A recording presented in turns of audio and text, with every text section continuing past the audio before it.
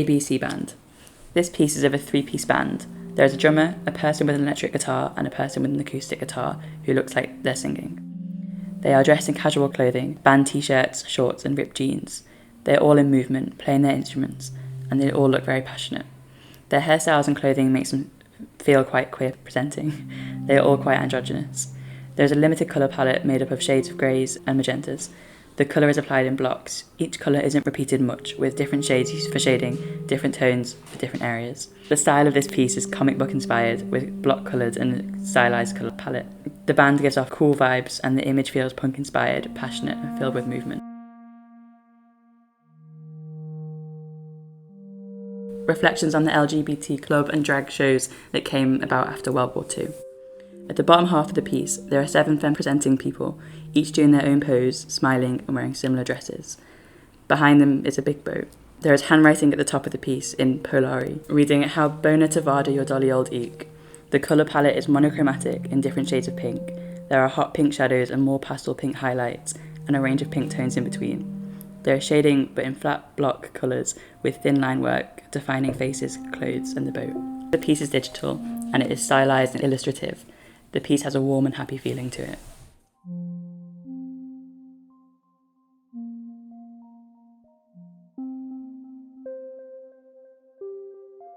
Why are queer spaces important? They are defined as the areas of the world which they can make their own or which can be considered to be a safe space, are particularly important as they can be sites of resistance in a social and psychological sense, enabling gay and lesbian people to gain both a sense of personal empowerment and shared community space.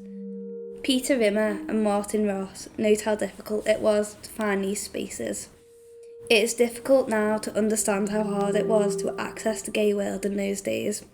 Most gays did not even know that there was a gay world out there because it was invisible. Having managed to access it, it was then terrifying to approach a group of people who once had been taught to revile all one's life. However, having taken the first steps, the relief was enormous. The gay scene in Liverpool, once identified, was buoyant and expanding fast. Queer bars such as Paco's, The Masquerade and Sadie's were hubs of energy. In the 1970s, Sadie's was central to the community. Initially, there was Sadie's nightclub in Seal Street, if I remember rightly. It was run by an old queen called Sadie, who fettered each arrival by opening a window several floors above ground level before allowing anyone in. The door was shut, bolted shut, after each arrival.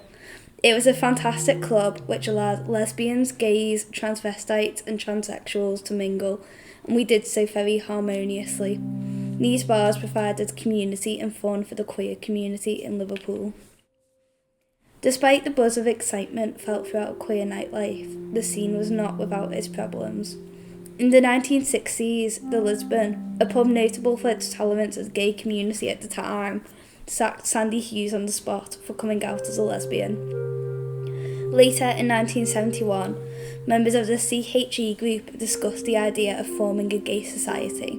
Their reasoning was to have a group of people of similar age meet and discuss gay issues and socialise in a non-commercial and non-threatening setting. This was to some extent a reaction to the predatory chicken hawks in the pub and club scene. Late in that decade, some members of the Liverpool's queer community boycotted Sadie's due to the rampant misogyny. These spaces ran for the queer community were not inclusive for all within the community. Liverpool's gay nightlife, with all its flaws and excitement, is an integral part of the city's queer heritage.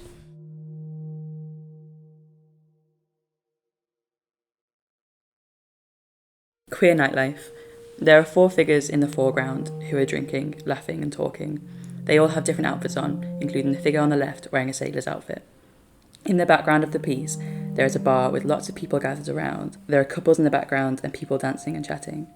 On the walls, towards the back of the image, there is a frame drawing of the life of a bird. Above the bar, there are posters of queer icons, one that can be identified as Pete Burns. There's also pride flag bunting above the bar.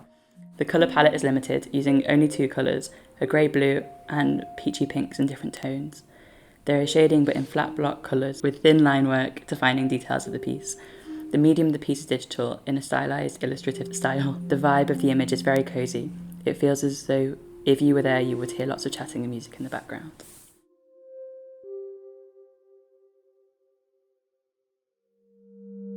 Liverpool queer musicians. This piece is of 3 figures. In the bottom left is Z Devine, who has a mullet, cyber-looking glasses and a punk outfit. In the middle is Callum Crichton, who has a monobrow, is wearing one hoop earring and wearing a preppy outfit.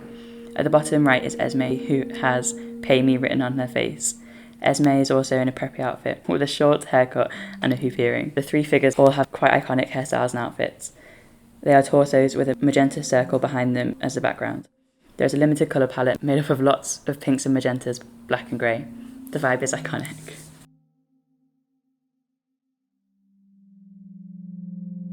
Pride and visibility in Liverpool. The pride and visibility of Liverpool's queer community is what brings it its joy and individuality. 17 Greenhays Road in L8 was the nerve centre for the gay sock at the University of Liverpool. Mrs. Romaine and her daughter lived in the lower ground floor of the house. The upper 2 floors were bedsits homing queer individuals. The telephone number for the household was used as the phone number for Gay Sock and was posted around the university campus and even printed in Gay News.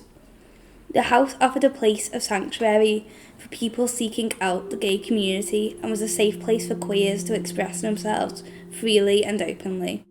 It has echoes of It's a Sin's Pink Palace as a sanctuary for queer people to live safely together.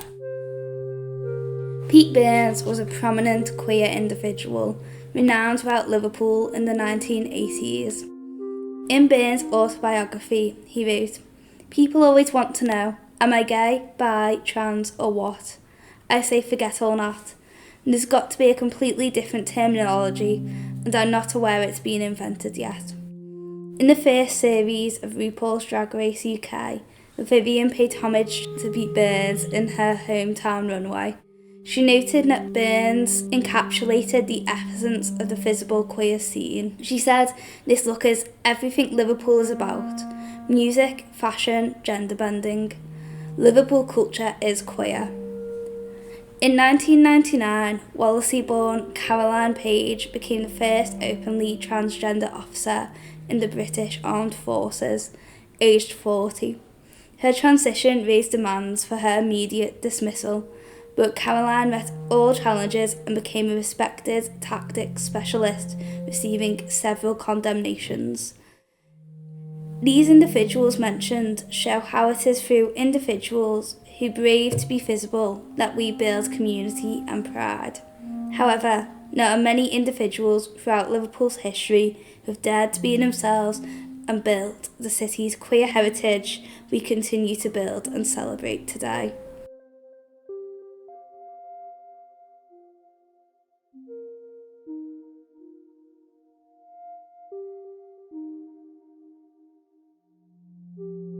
Pride and Joy. The artwork is a composition made up of different drawings in block colours that looks applied like watercolour with darker outlines. At the bottom left corner, there is a couple dancing in what appears to be wedding dresses in front of a building. This image is a block of purple colour. At the bottom right corner is a banner for Gyro and Y-Pass with their butterfly logo and The Action Youth written in bubble writing above. This image is a block of light blue colour. Above that is the Lisbon, a building with railings in front of it and a sign reading The Lisbon. This is in a block of mid-green. Above that is a street sign for Stanley Street, reading City of Liverpool L1 Stanley Street. There is a rainbow on the corner of the street sign. This is in a block of orange.